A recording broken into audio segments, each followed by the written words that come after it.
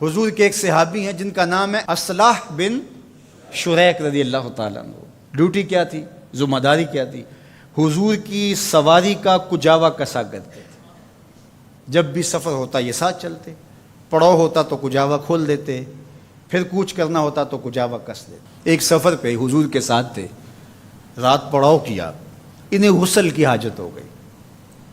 پانی اتنا ٹھنڈا تھا کہ اگر یہ اس پانی سے غسل کرتے تو بیمار پڑ جانے کا خوف غالب تھا۔ تو یہ کہیں سے لکڑیاں جمع کر کے لاتے ہیں کہ پانی گرم کروں اور غسل کروں۔ ادھر کوچ کا وقت آ گیا تو انہوں نے جلدی سے ایک انصاری صحابی سے کہا کہ حضور کی سواری کا وہ کجاوا بڑا ہے، اس کو یوں کس دو۔ یہ گئے، کجاوا اٹھایا اور کس دیا، اور حضور بیٹھے اور تشریف فرما ہوئے اور قافلہ کوچ کر گیا۔ یہ پیچھے سے غسل کر کے تسلی سے اور پھر سواری لی اور جلدی جلدی یہ بھی دوڑاتے ہوئے قافلے کے ساتھ شامل ہو گئے۔ اور جو ہی ان کی سواری حضور کی سواری کے قریب آئی تو آقا کریم نے دیکھا اصلاح بن شریک ہے اور مسکرائے اور کہا، اصلاح آج کجاوا بدلا بدلا سا لگتا ہے، تمہارے ہاتھ کا کسا ہوا نہیں لگتا۔ عرض کی حضور میں نے کسا بھی نہیں ہے، یہ تو فلاں انصاری نے کسا ہے۔ تو میرے حضور نے فرمایا تم نے کیوں نہیں کسا؟ تو سنو ذرا ان کے لفظ، تمہاری روح وجد کرے گی، لوگ سمجھے ہی نہیں دین کیا ہے، ذرا رنگ دیکھو ادب کا۔ حضور نے فرمایا اصلاح آج کجاوا بدلا بدلا سا لگتا ہے۔ عرض کی حضور میں نے کسا بھی نہیں، یہ تو فلاں انصاری نے کسا ہے۔ تو کہا تم نے کیوں نہیں کسا؟ کہا حضور میں غسل سے نہیں تھا اور میں نے گوارا نہیں کیا کہ جس سواری پہ آپ نے بیٹھنا ہے اور جس کجاوے پہ آپ نے تشریف رکھنا ہے ان لکڑیوں کو بھی بے وضو ہاتھ لگاؤں، ان لکڑیوں کو بھی بغیر طہارت کے چھوؤں، یہ میری محبت نے گوارا ہی نہیں کیا۔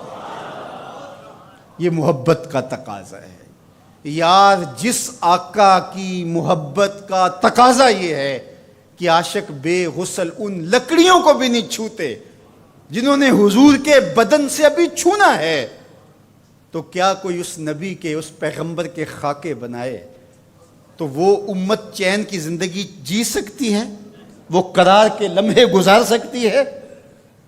تو کیا ہمارا صرف اتنا ہی فرض ہے کہ ہم فیس بک پہ احتجاج کر دیں؟ اگرچہ یہ بھی محبتوں کا ایک رنگ ہے، اور اس کے بعد ہم ٹھنڈے ہو کے بیٹھ جائیں اور وہ ہر 5 سال کے بعد، ہر 3 سال کے بعد، ہر 2 سال کے بعد یہ حرکت کریں، اور ہمیں پتہ ہے کہ آج کی ہے اور 3 سال بعد پھر انہوں نے کرنی ہے، تو ہم بس اس پہ کفایت کریں اور کافی ہو جائے؟ نہیں، ہمیں دین اسلام کو غالب کرنے کے لیے آخری سانس تک جنگ کرنی ہوگی۔